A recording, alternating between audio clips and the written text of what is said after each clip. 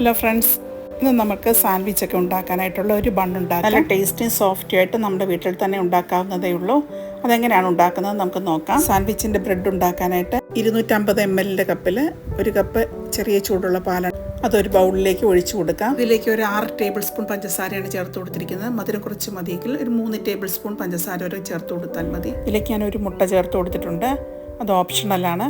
ഇതിലേക്ക് 2.25 teaspoon instant east ചേർത്ത് കൊടുത്തിട്ടുണ്ട്. ഈസ്റ്റ് ചേർക്കുമ്പോൾ പുതിയ ഈസ്റ്റ് തന്നെ ചേർത്ത് കൊടുക്കാൻ ശ്രദ്ധിക്കണം.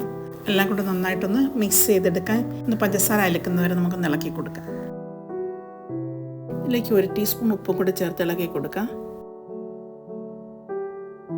500 ഗ്രാം മൈദയാണ് എടുത്തിരിക്കുന്നത്. ഏകദേശം ഒരു 3.5 കപ്പുണ്ട്. അതിലേക്ക് നമുക്ക് 1 ടേബിൾ സ്പൂൺ മിൽക്ക് പൗഡറും കൂടെ ചേർത്തിട്ട് നന്നായിട്ട് അരിച്ച് ഇതിലേക്ക് ചേർത്ത് കൊടുക്കാം.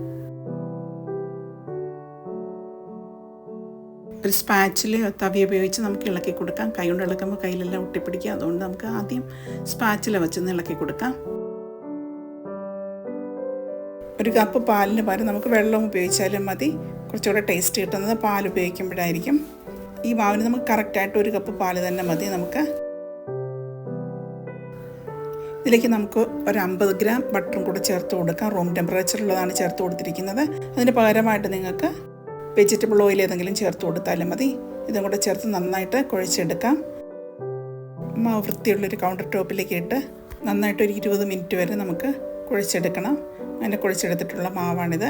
നമുക്ക് ഈ പാത്രത്തിൻ്റെ എല്ലാ വശത്തേക്കും കുറച്ച് എണ്ണ തൂക്കി കൊടുക്കാം. അതിനുശേഷം അടച്ചു വെച്ച് 1 മണിക്കൂർ റെസ്റ്റ് ചെയ്യാനായിട്ട് മാറ്റി വയ്ക്കും. 1 മണിക്കൂർ കഴിഞ്ഞിട്ടുണ്ട്. നന്നായിട്ട് പൊന്തി വന്നിട്ടുണ്ട്. നമുക്കതിൽ എയർ കളയാനായിട്ട് ഒന്നുകൂടെ കുഴച്ച് കൊടുക്കാം. ഇനി ഇതൊന്ന് നമുക്ക് ഷേപ്പ് ചെയ്തെടുക്കണം. അതിനായിട്ട് ഏതെങ്കിലും ഒരു ബോർഡിലേക്കോ ഒരു കൗണ്ടർ ടോപ്പിലേക്കോ നമുക്ക് കുറച്ച് പൊടി തൂക്കി കൊടുക്കാം. ഒട്ടിപ്പിടിക്കാതിരിക്കാൻ വേണ്ടിയാണ് അങ്ങനെ ചെയ്യുന്നത്. ഇനി നമുക്ക് ഈ മാവിനെ നമുക്കൊന്ന് കുഴച്ചതിന് ശേഷം 2ആയിട്ട് ഡിവൈഡ് ചെയ്തെടുക്കാം. അതിൽ നിന്ന് ഒരു ഭാഗം എടുത്തതിന് ശേഷം നമുക്കിതുപോലെ ഉരുട്ടിയെടുക്കാം. അതിനെ വീണ്ടും നമുക്ക് 4ആയിട്ട് ഡിവൈഡ് ചെയ്തെടുക്കാം. അതോരോന്ന് നമുക്കോരോ ഉരുളകളാക്കി ഉരുട്ടി മാറ്റി വയ്ക്കാം.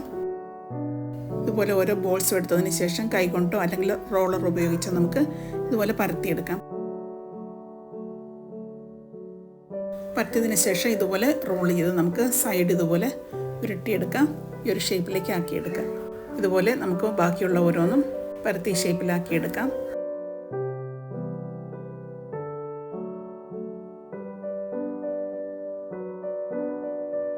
അങ്ങനെയെല്ലാം നമ്മൾ ഷേപ്പ് ചെയ്തെടുത്തിട്ടുണ്ട്.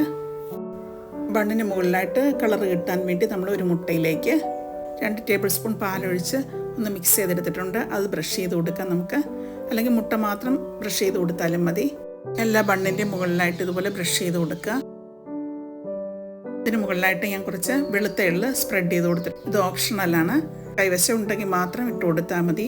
ഓവനിലാണ് ബേക്ക് ചെയ്തെടുക്കുന്നത്. അതിനായിട്ട് നമ്മൾ ഓവൻ ഒരു 180 ഡിഗ്രിയിൽ ഒരു 10 മിനിറ്റ് പ്രീ ഹീറ്റ് ചെയ്തിടണം. 180 ഡിഗ്രിയിൽ 20 മുതൽ 25 മിനിറ്റ് വരെ ബേക്ക് ചെയ്തെടുത്താൽ മതി. നിങ്ങളുടെ ഓവൻ്റെ ഹീറ്റ് അനുസരിച്ച് സമയം വ്യത്യാസപ്പെട്ടിരിക്കും. നല്ല കറക്റ്റായിട്ട് ബേക്ക് ചെയ്ത് കിട്ടിയിട്ടുണ്ട്. സ്റ്റൗ ടോപ്പിലാണ് ബേക്ക് ചെയ്യുന്നതെങ്കിൽ ഒരു പാത്രത്തിലേക്ക് നമ്മൾ ഒരു റിങ് എന്തെങ്കിലും ഇറക്കി വെച്ചതിന് ശേഷം അതിനകത്തായിട്ട് ബൺ വെച്ച് ബേക്ക് ചെയ്തെടുത്താൽ മതി. ഇതുപോലെ ബൺ ഉണ്ടാക്കി വെച്ച് കഴിഞ്ഞാൽ നമുക്ക് പെട്ടെന്ന് സാൻഡ്വിച്ചൊക്കെ ഉണ്ടാക്കിയെടുക്കാനായിട്ട് പറ്റും. എല്ലാവരും ട്രൈ ചെയ്യുക, ഫീഡ്ബാക്ക് അറിയിക്കുക. Thank you for watching.